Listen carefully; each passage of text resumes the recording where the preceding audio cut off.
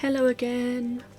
I'm doing another reading video because I quite enjoyed it, so I'm going to do another disclaimer. I'm northern, I'm trying to tone my northern voice down, and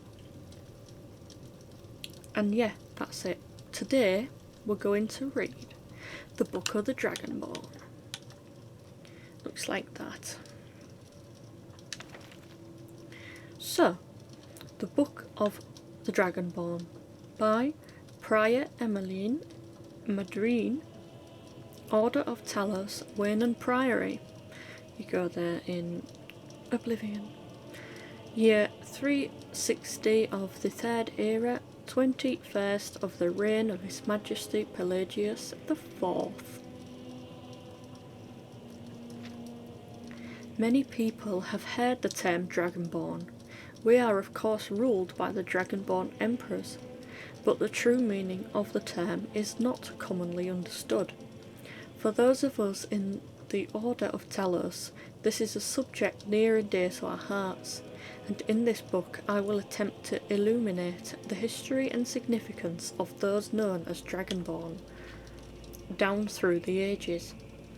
Most scholars agree that the term was first used in connection with the Covenant of Akatosh, when the blessed, Saint Alessia was given the Amulet of Kings, and the dragon fires in the Temple of the One were first lit. Akatosh, looking with pity upon the plight of men, drew precious blood from his own heart and blessed Saint Alessia with this blood of dragons, and made a covenant that so long as Alessia's generations were true to the dragon blood, Akatosh would endeavour to seal tight the gates of oblivion and to deny the armies of Daedra and undead to their enemies, the Daedra-loving Eyelids, I can't really remember how it's pronounced.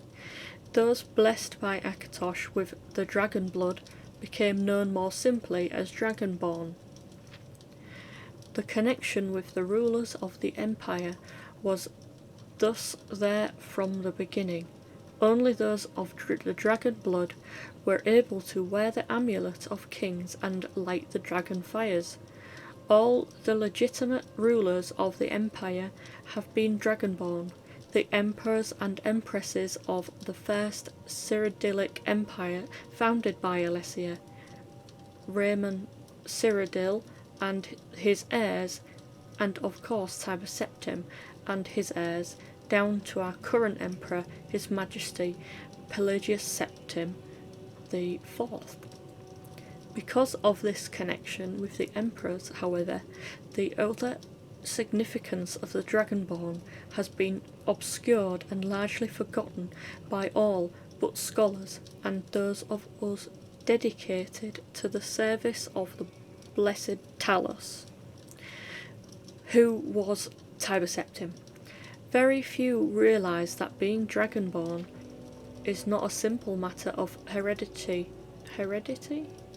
Being the blessing of Akatosh himself, it is beyond our understanding exactly how and why it is bestowed.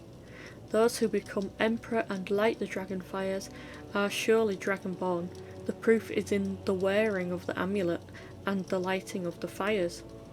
But were they Dragonborn and thus able to do these things, or was the doing the sign of the blessing of Akatosh descending upon them?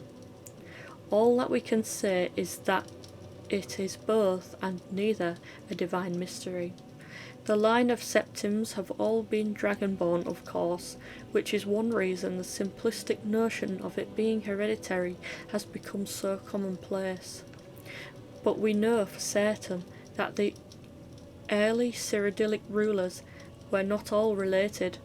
There is also no evidence that Raymond Cyrodiil was descended from Alessia, although there are many legends that would make it so, most of them dating from the time of Raymond and likely attempts to legitimise his rule. we know that the blades, usually thought of as the Emperor's bodyguards, originated in Akaviri, crusaders who invaded Tamriel for obscure reasons in the late First Era. They appear to have been searching for a Dragonborn. The events at Pale Pass bear this out, and the Akaviri were the first to proclaim Raymond Cyrodiil as Dragonborn. In fact, it was the Akaviri who did the most to promote his standing as Emperor, although Raymond himself never took that title in his lifetime. And of course there is no known hereditary connection between Tiber Septim and any of the previous Dragonborn rulers of Tamriel. Whether there can be more than one Dragonborn at any time is another mystery. The emperors have done their best to dismiss this notion, but of course the imperial succession itself means that at the very least there are 2 or more potential Dragonborn at any time. The current ruler and his or her heirs. The current ruler and his or her heirs. The history of the Blades also hints at this, although little is known of their activities during the interregnum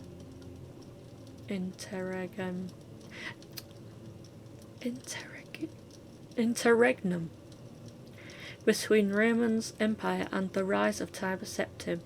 Many believe that the Blades continued to search out and guard those they believed were, or might be, Dragonborn during this time. Lastly, we come to the question of the true meaning of being Dragonborn. The connection with dragons is so obvious that it has almost been forgotten. In these days, when dragons are a distant memory, we forget that in the early days being Dragonborn meant having the dragon blood. Some scholars believe that was meant quite literally, although the exact significance is not known. The Nords tell tales of Dragonborn heroes who were great dragon slayers, able to steal the power of dragons they killed. Indeed, it is well known that the Akaviri sought out and killed many dragons during their invasion, and there is some evidence that this continued after they became Raymond Cyrodiil's Dragon Guard, again the connection to dragons, the direct predecessor to the Blades of today. I leave you with what is known as the prophecy of the Dragonborn. It often said to originate in an Elder Scroll, although it is sometimes also attributed to the ancient Akaviri. Many have attempted to decipher it, and many have also believed that its omens had been fulfilled, and that the advent of the last Dragonborn was at hand. I make no claims as an interpreter of prophecy, but it does suggest that the true significance of Akatosh's gift to mortal kind has yet to be fully understood.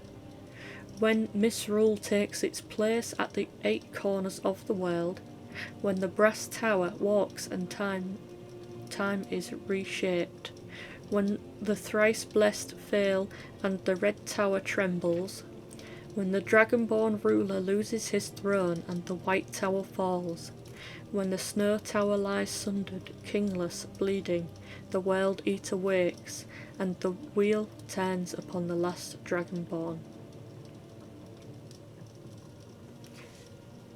Very good.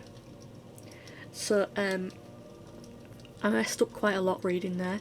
I am dyslexic, just to let you know, and that font for me isn't very easy to read anyway.